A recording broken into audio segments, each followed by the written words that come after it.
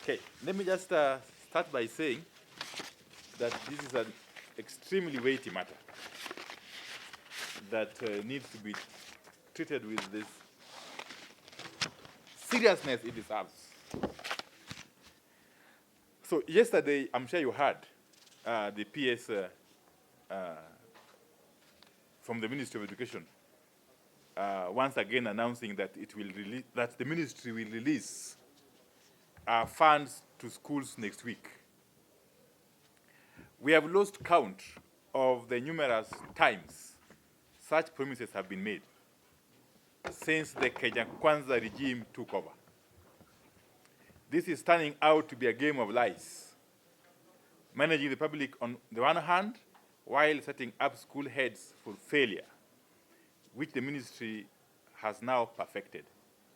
No plausible reason has been given as to why funds that should have been disbursed earlier in the term are only being disbursed towards the end of the term, if at all they'll be disbursed.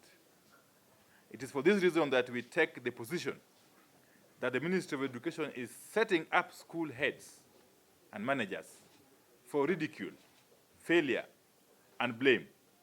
In the process, our children are collateral. Whenever the Ministry of Education has come under pressure over disbursement of funds to schools, they do what they did yesterday. That is, they assemble the media, put together some figures, and announce that the money will be released the following week. Most times, it never gets done. And when it is done, it is never sufficient. It's a vicious cycle, really. Even if it were to be actualized, what the ministry announced yesterday would still amount to a mere 25% of money which is due to schools. Unfortunately, these funds are coming too late. Whenever the ministry announces the funds or the release of the funds, suppliers flood schools, students make demands, and PTAs assume all is well, regardless of how small the amount released is or whether it actually ever gets released.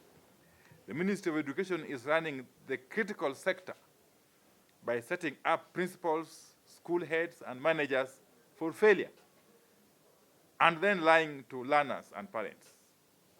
This must stop.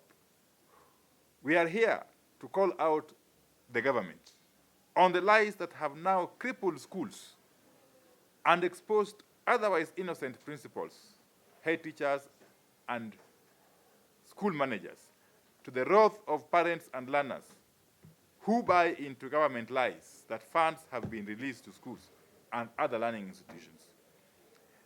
The casualty is none other than the millions of Kenyan learners who are staring at bleak future. To say that schools are struggling because of acute financial problems is a serious understatement. Currently, the Kenya Kwanza administration owes close to Kenya shillings 52.8 billion in free-day secondary school fund, dating back to the year 2021. This is testament enough to the lack of commitment by the government to the future of this country's school-going children. Funds are yet to be remitted to schools for Form 1 students in secondary schools, whose first term is set to come to an end in a matter of weeks, in fact 2 weeks, from what I gather. Equally, there is neither any commitment nor indication from the government that when schools reopen for second term, the monies will have been disbursed. It is nothing short of a miracle, really, that the schools are open and running. However, the miracle is short-lived, since school administrators are running out of tricks to convince suppliers to keep supplying food items and learning materials to their schools. Feeding the students is an uphill task for the school administrators. And for some schools, it is just a matter of time before there is student unrest due to hunger.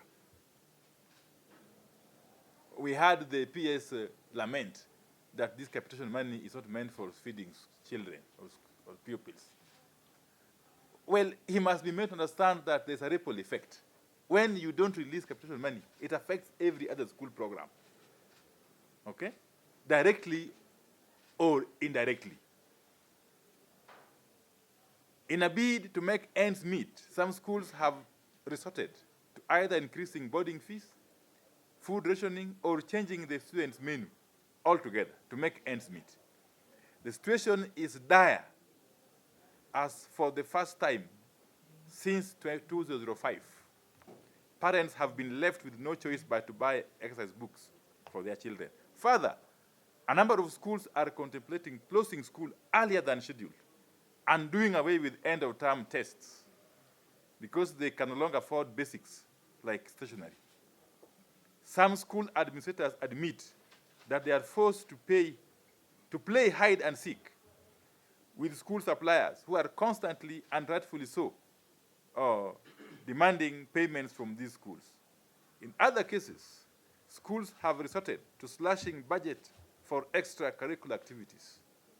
It is as pathetic as it is chaotic. The present state of affairs in our schools is a great shame to this nation. The net effect of all current ongoings is that schools will resort to provision of compromised basic education, which will have incalculable ramifications on the standards of education in Kenya and the future of Kenyan children. In fact, the impact of this unfortunate turn of events is already being felt across the country in the form of mass failures. In last year's KCSE, for instance, over 49,000 candidates scored grade E. As you know, grade E is normally scored between marks of 0 to 5.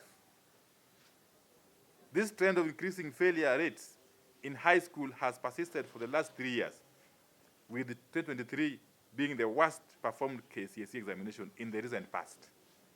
The ministry is silent about this because they know poor funding is a key contributor to such mass failures. Amid all the chaos in the education sector, the government is still not transparent about this matter and has resorted to open lies on the matter. In the current financial year, schools have only received a paltry Kenya shillings 7,300 out of the required Kenya shillings 22,200 per learner per annum. Other school officials say the figure disbursed is as low as 3,800 per learner. In any event, whatever the figure, it is way lower than the stipulated Kenya shillings 22,200. Given the foregoing, we demand that the government immediately stops the lies and releases the entire Kenya shillings 52.8 billion owed to schools. On the one hand, the government must also embark on timely disbursement of capitation funds, with the payment schedule made public to learners. On the other hand, the Ministry of Education must immediately cease the habit of withholding part of the school capitation without good reason. As a matter of fact, the current capitation amount was arrived at way back in 2017 and must therefore be adjusted upwards to take into account the rising inflation rate. We are challenging the Kenya Kwanza regime to come out and tell Kenyans whether it has done away with the free primary and free secondary education, because from the look of things, this seems to be the case. We are calling on teachers and parents to stop struggling in fear and to speak out boldly for our children, whose future is being stolen by this regime. Neither parents nor the head teachers should cover up for the government. Let it be known to all and sundry that things are not working in the education sector.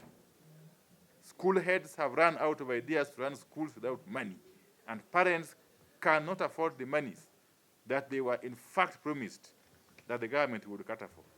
The Kenya Kwanza must own up to the mess that is in the education sector and do what is right for our children and our hardworking teachers. So that's basically the end of the statement.